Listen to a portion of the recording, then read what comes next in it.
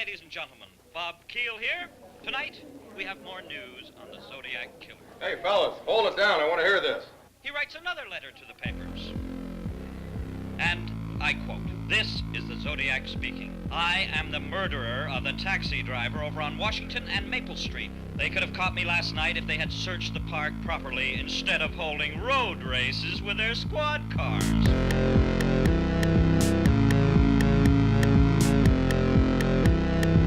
I'm the Zodiac! I'm sick, you say. I should be put away, but I'm still loose, aren't I?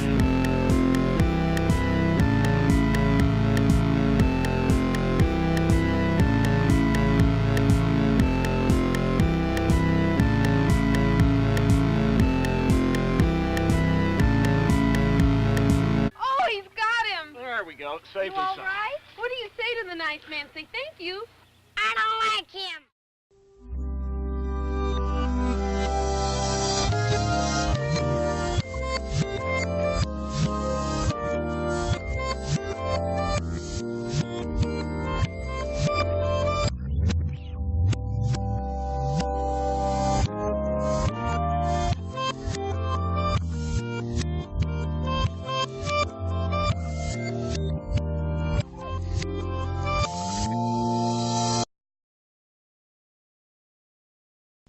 It's bad. It's yes.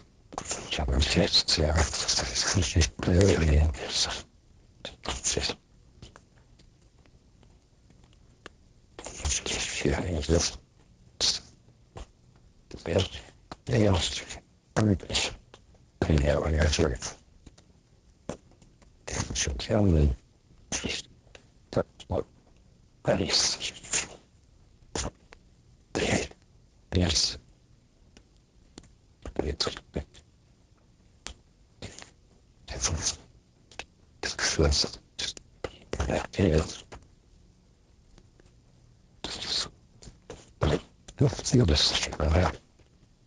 Yes. Guys. Feel. It's is to feel somewhere it's now it's just I feel better. Right. But this is usually never getting yes. Sure. Yeah, it's all right, usually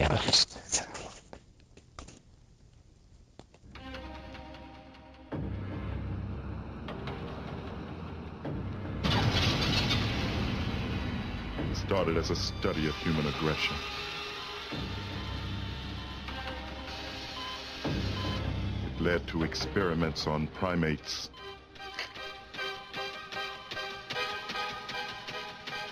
But something went wrong.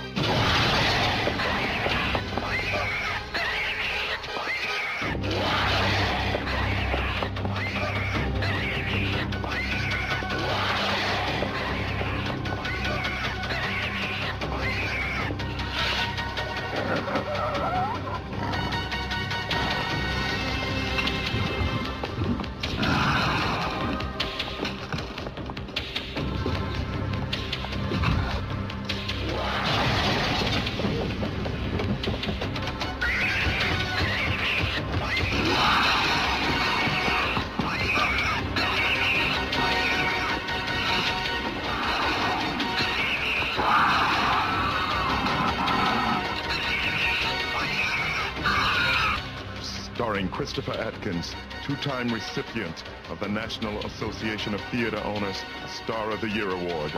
First for Blue Lagoon, now for Shakma. Also starring Amanda Wyss of Silverado and Nightmare on Elm Street. Ari Myers from TV's Kate and Alley, featuring Roddy McDowell as Professor Sorensen. And Shakma, shocking audiences everywhere.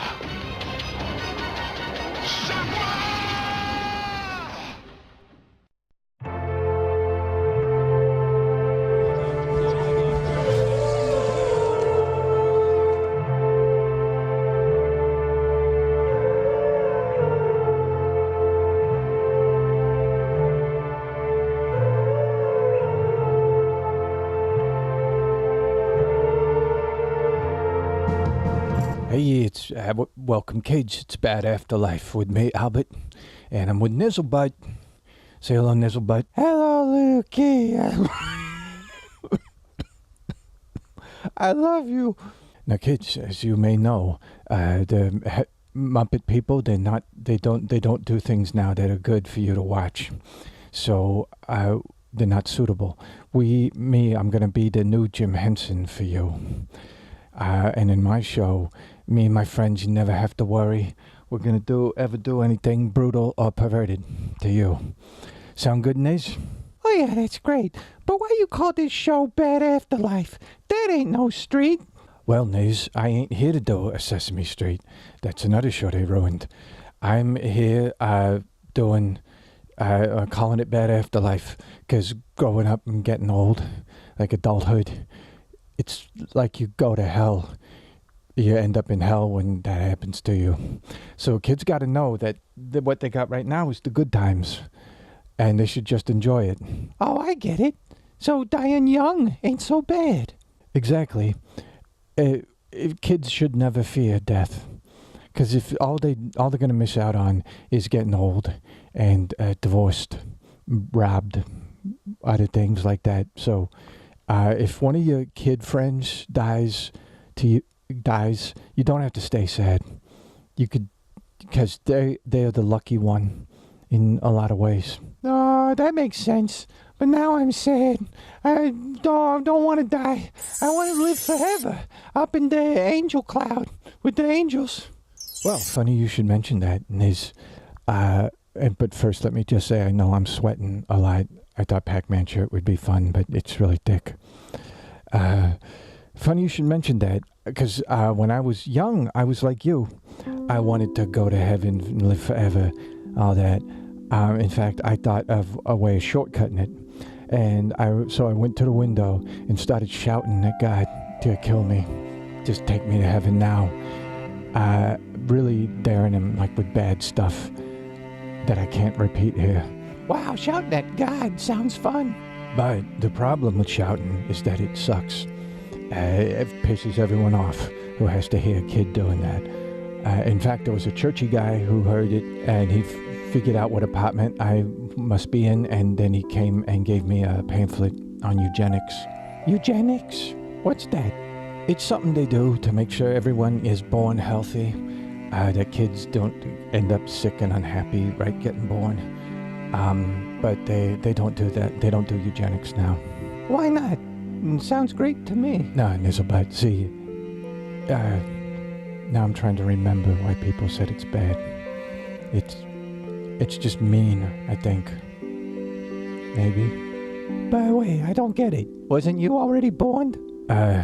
It was probably to give to my mom, so she would stop having kids. Because if this one's already shouting out the window like something's wrong with it, maybe she should think about it. I don't know. But that's the story for today. I don't get it. Look, you're shouting. If you think you're going to heaven and living forever, in your own head, that's fine. You shouted, now we know you're an idiot. Okay, so don't shout anything. That's the lesson for today. Oh, okay. Every one of these shows is going to have one perfect lesson per show. So today, kids, this is the lesson. Don't shout anything ever around other people, or even if you're alone, don't shout.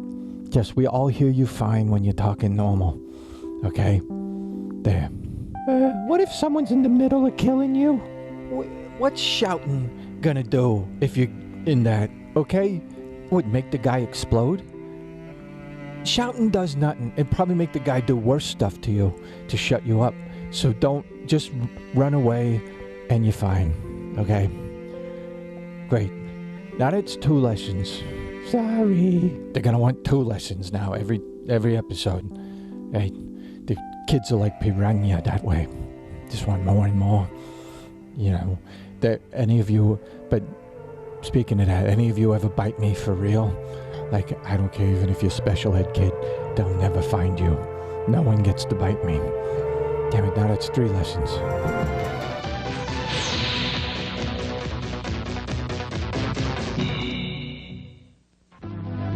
Sometime in the near future, a major earthquake will lay waste to the entire California coastline. From out of the rubble will rise a menace far more terrifying than the death and destruction.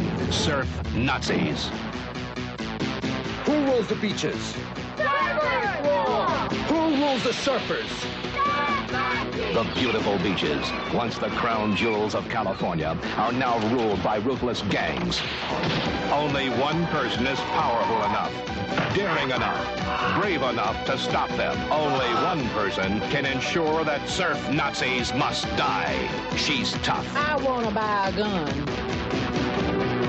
He's talking like trash, but I'm more interested in something that'll take the head off a honky at 20 pesos. She's dangerous. She's all woman. She's Leroy's mama. And as long as she's alive, the surf Nazis must die. First, there was the Road Warrior. Then there was the Terminator. Now comes an action film of relentless excitement. Taste some of Mama's home cooking, Ada. See the film that is creating a tidal wave of action all over the world. See Surf Nazis Must Die.